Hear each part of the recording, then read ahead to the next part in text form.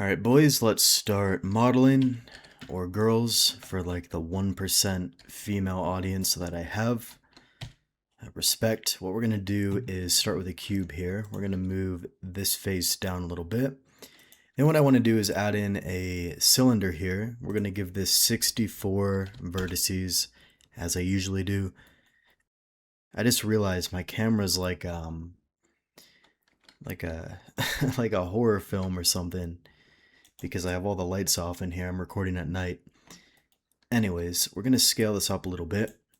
Let's take this this scaled cube right here, Control A, apply the scale. Then we can tab into edge mode here, and then Control Alt click. We're just going to bevel this entire portion here. And the reason I want to do that, I'll kind of show you, is because if I try to union this right now, which is what we're going to do, it's going to have a perfectly sharp corner. So trying to bevel like this area is going to produce like that effect. It's not going to look good. So basically, before we even run this, we just want to do a actual bevel like that. We can shade that auto smooth, and then before we union this, I also want to go in here, add in some loop cuts as well, just like that, and then we can run the union boolean and just apply that. Control click on sharpen.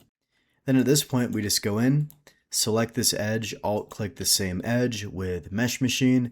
Then we'll just press the mesh machine menu. I've set mine to Y. Yours might be different. Then I'm going to go to offset cut here and just drop that width a little bit. Now the factor should be way higher here, which is just going to give you more roundedness, maybe 2. Then we can go ahead and unmark that and then just add in a bevel, kind of like that. Now, this outer area, we could technically go in and just run a Boolean cleanup, kind of like this. Not on this axis, but on, well, not on that loop, but on the other ones here, on those. And then we can just go ahead and symmetrize the other side, maybe even do it here. Let's do a Boolean cleanup on here. And that should just clean up most of the shading errors. Cool. Now at this point, what I think I want to do, let me just dissolve out this edge right here, just so I have space to run a chamfer, kind of like that. And then maybe a chamfer here on the bottom as well. We can just add that and basically produce this effect here. And then I want to take this face and chamfer that as well. And then take this edge, move this over a little bit, unmark that edge, and then just add like a bevel right there normally. Cool, so we have this basic shape right here, and now what I want to do is I want to take these two faces here. We're going to press I to inset, right click to bridge faces like that, which looks pretty cool. And then here, I just want to add a regular bevel like that. And then on the inside, we can do one of these where we basically go in, we chamfer this, we inset this again. Actually, we could extrude it as well. Right click and then Alt S, and just kind of scale that down, get like a cool effect kind of like this. That's also an option. There we go. Looks pretty good to me. So we're going to have that, and what else? I think that's fine right there. What I also want to add here is a loop cut, and then just do like a 1 segment bevel. E to extrude, right click, and then just Alt S. And then I'm going to press period on the, I should probably turn on the screencast keys, but it's pretty simple. I'm going to press period on the number pad to zoom in right here. And then I can literally go in here and just scale this up a bit, kind of like that, and then just get in. We can just bevel all these at once. I think that'll be fun, just to create that like interior type of effect right there, which I think looks pretty cool. And then we could, let's think what we want to do next here. What I think I'm going to do is maybe move this out a little bit more. And we're going to go into the top view. And what I want to do is tab into face mode here and select this top face. Now there's a feature in hard ops where you can do selection to Boolean, but because this is going to like start overlapping because of this inset, I think what I'll do instead is control click on curve extract. That'll just separate the face and give us a duplicate. And then I can inset this, invert the selection with control I, and then delete those vertices. And now we can just clean up the junk here manually.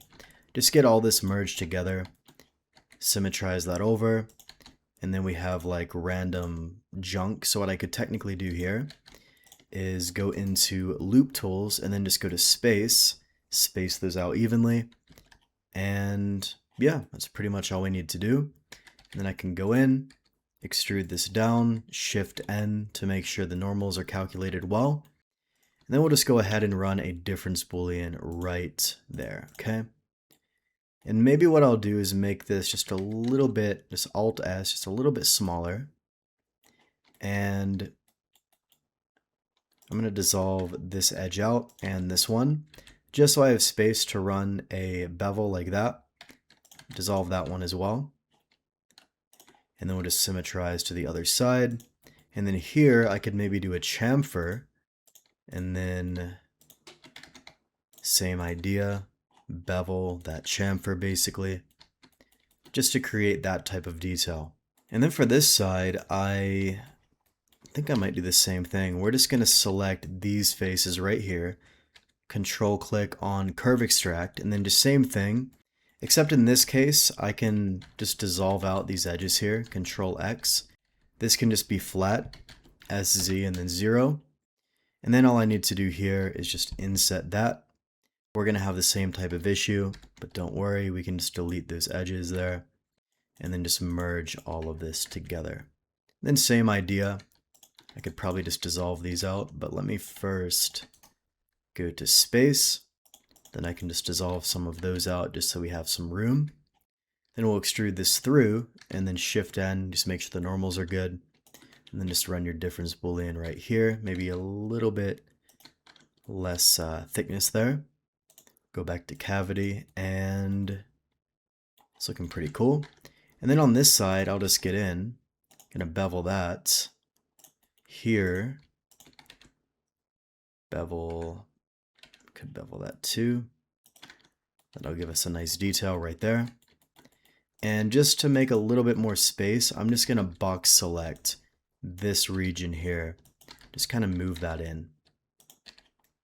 There we go.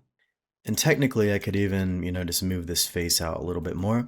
Now I don't like how tight this this beveled area is, so what I'm going to do here is go to the unfuck feature, which if you're new to the channel, yes, that is the actual name in Mesh Machine. It's a very good tool as well. That'll just propagate this bevel out a little bit more. It is a bit laggy if you have multiple booleans, but it's not really a big deal. And we'll just symmetrize that over. And yeah, I think this is looking pretty good. Now what I always like to do is add in a little bit of a chamfer to these booleans here. So I'm just going to go ahead and apply them. You could do like a reverse bevel, but this is a bit angled right here, so that wouldn't work. So let me just go in. I've been noticing this bug. Let me know if you've had the same experience, where when I apply the booleans, even though I don't have crease turned on, it like adds these like dark creases here. Basically, if you want to fix that, just press the N key. And I also notice it makes it like NaN, like not available, whatever. Just put that to 0. Same with the edges data. It's like some crazy float value or something. I don't know why that's happening. Put that to 0. Recalculate the sharpen if you want to. In that case, it didn't do a good job. So the sharps here aren't really that important right now anyways. So let me go in and just, we'll do sharp select, just chamfer that. Now, it might be easier if these are at least merged, at least a little bit. I'll merge those at the center so we're not disrupting the curvature too much. Then we'll just get in here, we'll add in, if it's still messing up, just go to loop slide, we'll turn that off, I think it's fine. Shift click on the sharpen, and it shouldn't be too big of an issue there. Cool, so now we have that, and we're going to go over here and do the same thing. This is going to be flat, so this shouldn't be an issue. Now we have some random edges here we don't need. I'll just dissolve those out. And I'm just going to clear all the sharps here. It's kind of annoying to look at. I'm just going to clear that. We already have an auto smooth here anyways, so we don't even need those sharps. And then we'll just go ahead and chamfer that. And as a matter of fact, let me Just make sure that's merged there, and then that's merged there. Cool. A little bit less. Now, usually what you're going to see in like hard surface modeling is people add in these small filleted edges, kind of like this, where they go in and they add like these really small fillets. You'll see this in like, CAD modeling a lot. And obviously that's because you get a nice, reflective bevel there. Now, technically, I don't even need to go in here and do that manually. I can just go in and the bevel modifier should automatically detect those hard edges. Now you're going to see it's beveling these right here, so I need to adjust the angle here so it doesn't capture those. Same with the auto smooth. I need to increase that a bit just so it's not capturing that, and we should be good. All right, now what I would like to do here is, let me think. Let's add in a plane, scale this plane up, move this plane up as well. And then I'm just going to go ahead and add in a solidify modifier. And if you press 2, if you're using hard ops, you can make the offset 0, so it's just in both directions. We're going to make this very thin. Okay. And then we're going to go ahead and run the difference boolean there. I'm going to duplicate this and run it here as well.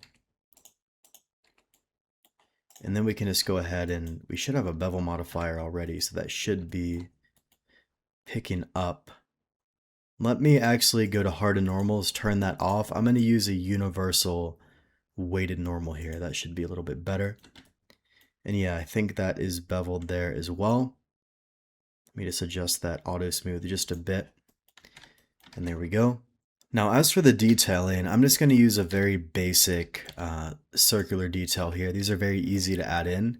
So I'm going to go up here to view align because I'm aligned from the top down and I don't want it to snap to a surface. I just want to align this from the view. So I'm going to go ahead and cut through here. Now, it's going to be laggy, just a Blender limitation. So I'm going to go ahead and smart apply everything. And now there shouldn't really be any lag at all. Cool. And it's not like it's my machine. I have a 3090. It's and a good CPU. It's just a Blender limitation, not really a big deal. Just apply your booleans, and if you don't want to, then save a backup file and then apply your booleans. Then there's really no reason to like work non-destructively at that point. Anyways, we're gonna run that, and I can just mirror the actual object because it's symmetrical over the X. That should be fine. I'll have that shape right there, and we can do the same thing. We can just go in.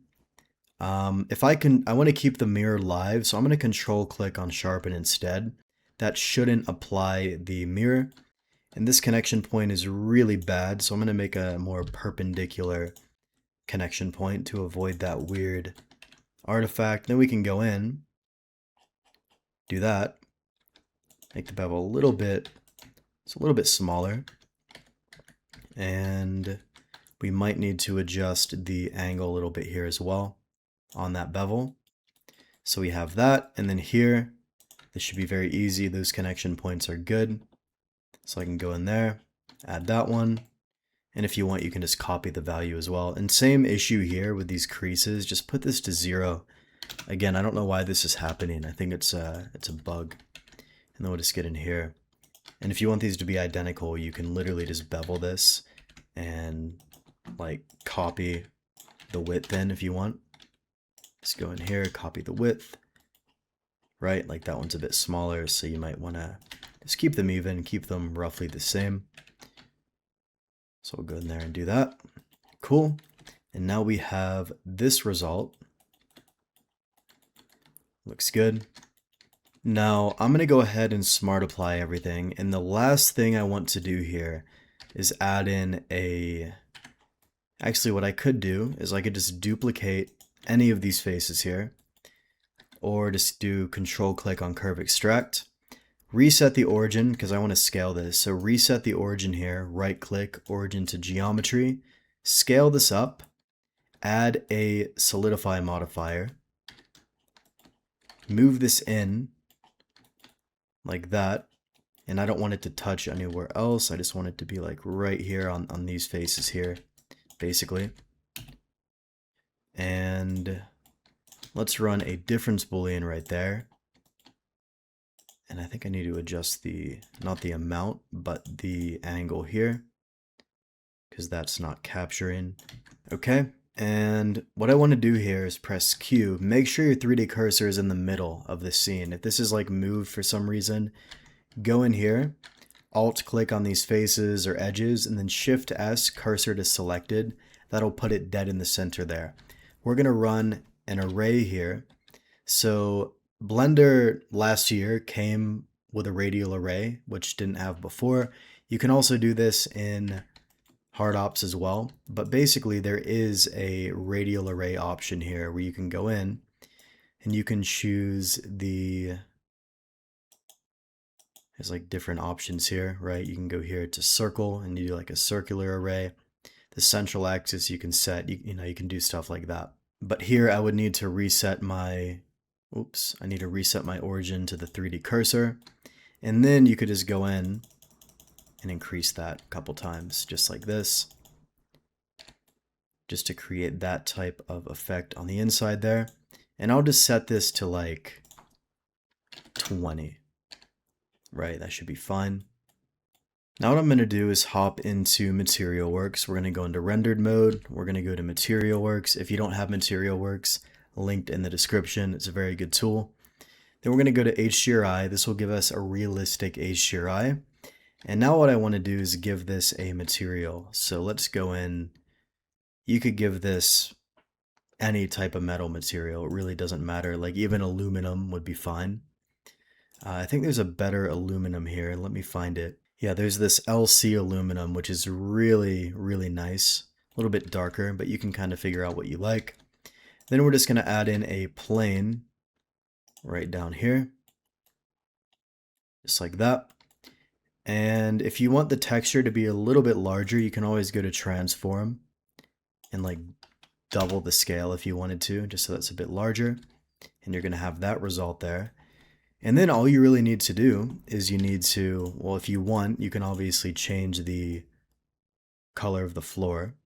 I'm just going to keep it the default white. Then we're just going to add in a camera, view, align active camera to view. Let's give this camera a focal length of 250, just so it's really zoomed in. Then we can go ahead and just move this out. Turn off the render region. And just position that wherever you want. And then for the ground, you know, if you move this up, you're going to have like a shadow, which could be cool.